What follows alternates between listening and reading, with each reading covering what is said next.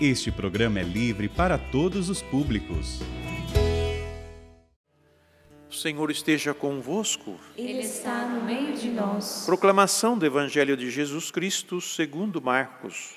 Glória a vós, Senhor. Naquele tempo, Jesus ensinava no templo dizendo: como é que os mestres da lei dizem que o Messias é filho de Davi?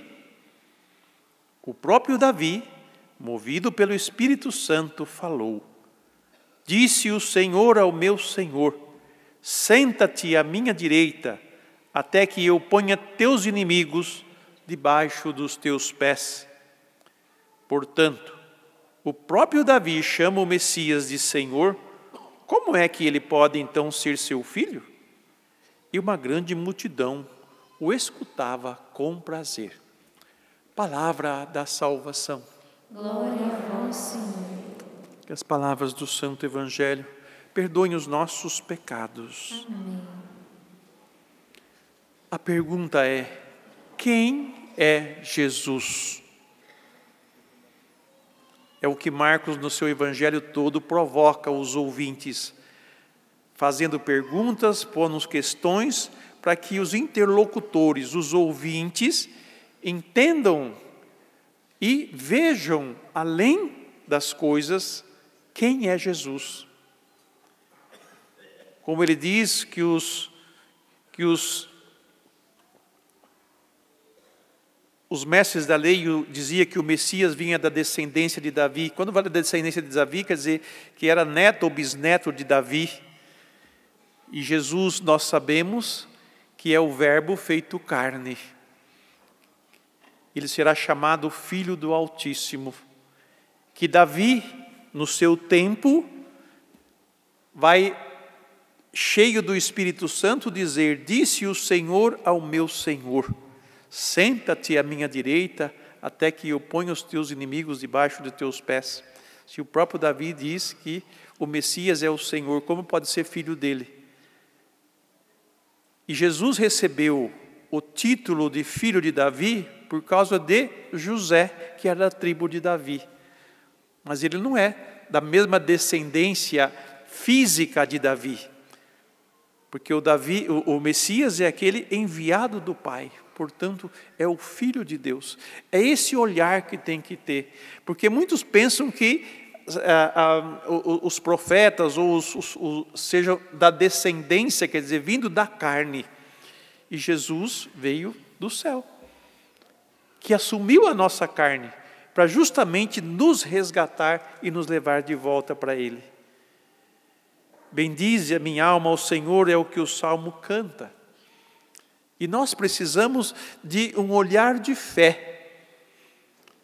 Pedir a Deus a fé de ver além das coisas, porque nós temos a tentação de pensarmos as coisas de Deus no plano do nosso material, do nosso humano.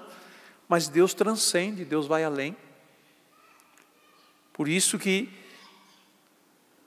a fé é esse elemento essencial que nos vai dar a visão além das coisas limitadas que nós vivemos no dia a dia.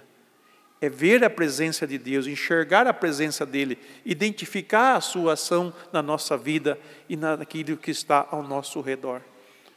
Por isso que o homem e a mulher que tem fé vê adiante, vê além das coisas, não para nos acidentes, mas vê além. A leitura primeira que nós ouvimos de Tobias, a palavra Tobias quer dizer Deus é bom, Tobias, né? Yahvé é bom.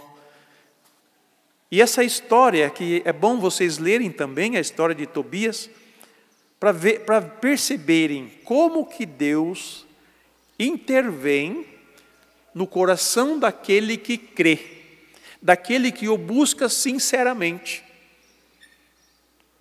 Então a história de Tobias, o pai dele, Tobit, tinha uma dívida de um parente e mandou o filho buscar esse dinheiro, mas também havia uma promessa de casamento do filho dele com estas jovens, e que essa jovem sofria por causa de Asmodeu, que matava os seus maridos, que destruía os casamentos.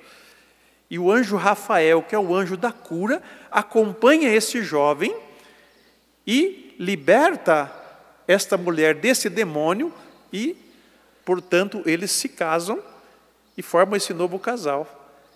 E com o fígado do peixe que eles pescam no seu caminho, cura também a visão do pai. Vejam que foi um caminho que passou por muitos sofrimentos, mas o desfecho desse caminho é que é bonito. Um grande louvor a Deus, uma grande gratidão a Deus e grandes bênçãos.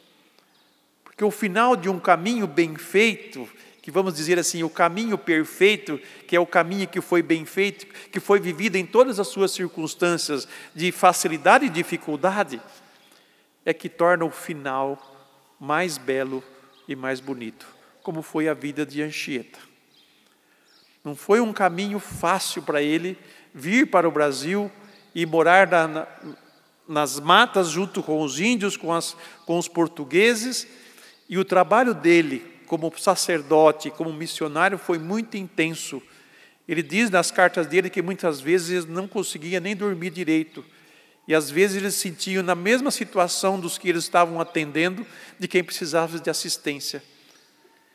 Ser missionário é ter esse coração entregue a Deus.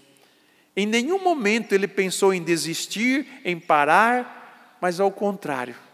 Nada disso impedia ele de ir ao encontro das necessidades dos outros.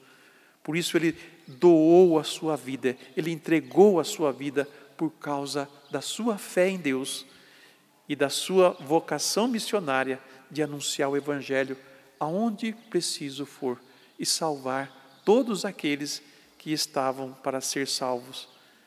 Que nós possamos agradecer e bendizer a Deus pelo dom da vida de Anchieta, que professou a fé e viveu-a intensamente, e também a minha fé e a sua fé, que ainda estamos vivendo ela, que ainda estamos a caminho, que o bom anjo de Deus acompanhe-nos como Rafael acompanhou Tobias na sua jornada, para que no final nós possamos colher os frutos das bênçãos e da glorificação do nosso Deus.